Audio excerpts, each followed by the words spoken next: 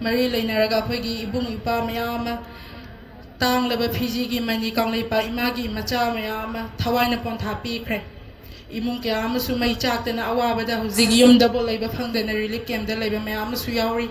akhoi hujig kangauna tuna leiba maraksida irei pa iramdam kanglaipa ki mamom loi Fiji gi mani tang labi akhoi su tumina leiba do ngam thoktadana akhoi isagi kaigumba thodam khara gara loge haiduna akhoi thokchare iba maraksida akhoi bu phajana chumna akhoi na chatkadaba khongtang si karino yengaga akhoi khongpunna khongthangminasi haiba adugumba gi watana bagi thoramni ngasi pangthokchari base akhoi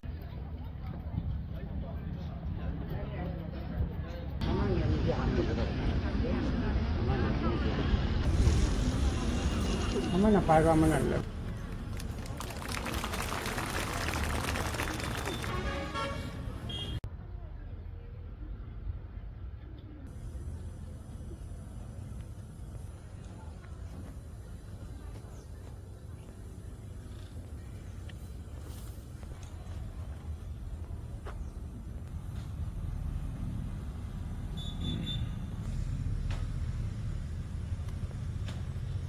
Thank you.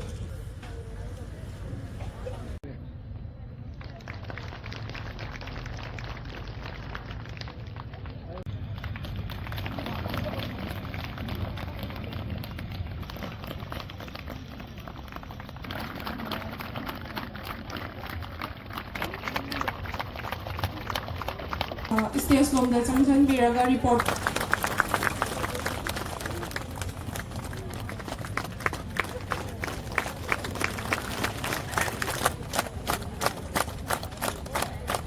Yang kudol tongkraba matung masigi thoramasi soida changjaraga masigi thoramasigi senglaba maira asi sukhat binabai damakta kopsinjari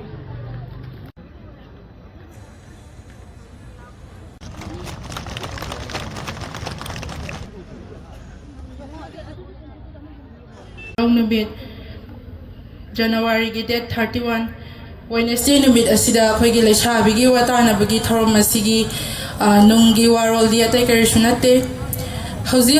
akhoi May date 3 dagi horaiba kamluk irang sida mari leinaraga akhoi ibung ipa mayam tang leba Fiji gi mani kangleipa imagi macha mayam thawaina pontha pikre imung kya amasu mai chaktana awabada hujig yumda bo leiba phangdana relief camp da leiba mayam su yauri akhoi hujig kangauna tuna leiba maraksida irei pa iramdam kanglaipa ki mamom loi Fiji gi mani tang labi akhoi su tumina leiba do ngam thoktadana akhoi isagi kaigumba thodam khara gara loge haiduna akhoi thokchare iba maraksida akhoi bu phajana chumna akhoi na chatkadaba khongtang si karino yengaga akhoi khongpunna khongthangminasi haiba adugumba gi watana bagi thoramni ngasi pangthokchari base akhoina irang se thoe haiduna ju akhoina sentiment de khatang thabak tawbidaba akhoi apunbagi saktam ama sagatuna pukning laitana kari wakhal khallaga akhoi khong thanggadagi haibagi maruoiba thimdudani akhoina ngasi watana bagi thoramase sinjari base thoramasibu mapung phan bigida lesabi punamku sigi thoramasida lakpibagi aini yamna akhoina yamna thagachari aduga maruoina lesabi habidi nupize women is the beginners of all ways in any ways akhoise hiram khudimagta akhoina beginners oiduneba akhoina lam yanbada oiduneba nupi habije yamna tait oina lebam thoi amatawi adubu hojik lairiba irangzina maram oiduna akhoise tumina leibang ngamnadre loi thole sorok lamchaujida akhoina tawum khangdre singkhong singya da lairiba ibung pa jingji gi mating pangla bahane abda khoi loi thole adubu tholai bizda akhoina kari wakhal khallaga karamba lambida khoi mating pang sige haibegi khana naina bagi thoramni horen aduna akhoi sida lakpiriba lesabi punamak akhoi hoi miyoiba je wakhalon loi khena banga tani adubu ngasi lai jidi akhoi gi amata oibagi wakhalon amadani myam lakpiri je haibidi iramdam kanglaipa Manipur je mai chalakpana maram oiraga sakchu khenarabasu kanglaipa imaje kandaba yade haiduna akhoi laibanina haiba wakhalon jida akhoi apunbegi saktam ama sagatuna chungsanaduna thau pamina je haiba wafam je akhoi thamjage aduga maruoina Leishabi masa or natraga pakhang masa akhoi social media sijinaba mayam lei ado social media sijinaba matamda akhoi achumba lambida right way da tawzeba akhoi phataba lambidu je avoid tawbizeba akhoi na social media sijinaba matamda hauji singkhong sia da lei bibung pa mayam jingjida akhoi na kaigumba ma thagale khalo viral sasa salamba adu itardi jingkhong jingya da lei be ibung singsida mi ama sire khoi ge maitai macha ama sire kholle haba matam da ju emoi the sentiment with emotion thabak tawbane ba adu gi mahutta khatang tap tharaga haba di viral ge haina bize khatang thado beraga social media je afaba lambi da wini sijinasi fataba lamida jingkhong jingya da lei ngai du da khoina du ma du sasa salan gi taragadi moida adu ki matik thamoi shopga loine thabak tawrani wakhal khanda da taragadi mai pakpa karam na oigani khoina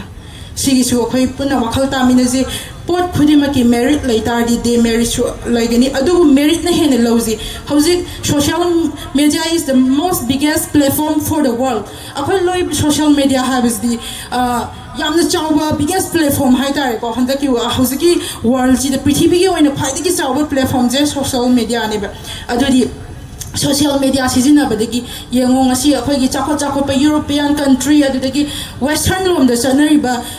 chakot pa gi matau me ama akhoi uba phange social media sijinabana adugi way do akhoi afaba lom da wani lokshanji social media dagi akhoi na socialize ta anduje kok to wena socialize tauzi viral da socialize we hen bagi haina bije thadok minaji ita me amai gi nushijara ba ita me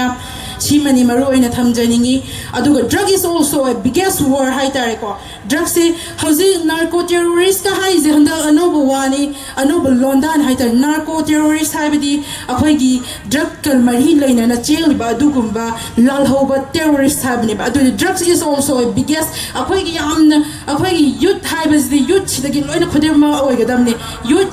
youth asidagi loina thokadamni afaba environment ama shemba afaba society ama shemba afaba nation ama shemba it is also depends on youth the loy depends to bangakne ba adu di akhoi youth se yamna mapangal kan ba yamna respectful oi ba discipline lei ba respectful lei ba charisma lei na ba mafam da mai pa ko soidana oigane ba adu duna akhoi khudima afaba lambi da oina khong thangminasi ima ipa na haiba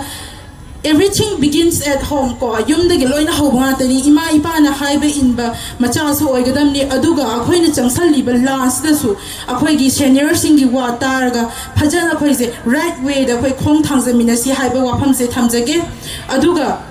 akhoi gi maroina nisha saba ibung ipa sing myam lai minarangani nisha saba je miyo ema khakta na chai addict miyo ema khakta na oi adu suffer the all the members in family are suffer ko loina suffer tawi adugumba da akhoi na moise psychologically morally moi da akhoi na treat tawba darkar oi haibadi moi nisha chari na akhoi gi sociology da gi moi bu moi di nisha char ni kholabani na akhoi na moi bu huntok pibage muta moi bu thachin khomjin bira matunda fajana treatment piraga adugumba iramda Manipur kanglai paki tangleba fizigi mani pathawoi ben ngasi nishagi pakta tari ba myam se akhoi na yokhalaga masha gi oiba warrior aduga iramda Manipur ngasi noma gi lekha ta ise akhoi punna sumba jida khomjin tasen besta akhoi gi nupi macha oiba akhoi na achauba thodang lomina ba haiba wafam se thamjage aduga nupi haiba sidi yamna maru oiba ni nupi da loina me attack tawba nupi na tawge khanladi loina tawba ngam nga tani aduduna khoi se amaga cooperation pina batabani amaga love respect discipline akhoi na si we should not forget these three things shi laiba mafam da akhoi loina mai pakus lagani ngashi akhoi gi sida laiba itaroi myam se akhoi gi no tungi another generation amagi pillar ni we all are pillar of new generation new nation aduduna akhoi sida lai ji akhoi masen phajana cooperation pinagadamni we should not interfere with each other we should identify akhoi identify tawgadabani interfere tawgadabana te akhoi masen emana du tawgadi ai adu tawroi mana singangre ai si hayo da hen bagi mohutta akhoi masen identify tawnar e nananga sai ngangri do CAC tawi khol habis da akhoi shmaina wakhal thadam ner ga yamna chungsan na ba du manga sigi ngasi puliba sumaina makhata na dum punba pami kaksing amasung Thawal district ta leiba Leisabi gi suguma mifamse amuk paw kana atai mafam mata da phangi bala tringa sigi tharom se amne itiasik oiba dugumba tharam ma khangni masida akhoi wakhal punna chungshin minarga punna thau paminasi haiba wafam se thamjage aduga akhoi nupi sing se phingatta bidako yamna ingna tapna chingkhong singa da leiba ibung power su akhoi na morally moida mateng pangsi aguduga physically mateng pang da su yadi akhoi na mokhoi bu sawa jok pi ga da bani aduga akhoi na achumba lambi da moi bu pu bada anauba revolt anauba mayona ma purakpada akhoi na achauba thodang lomina ba lomina se haiba wafam se thamjaraga loishinjaraga khurumjar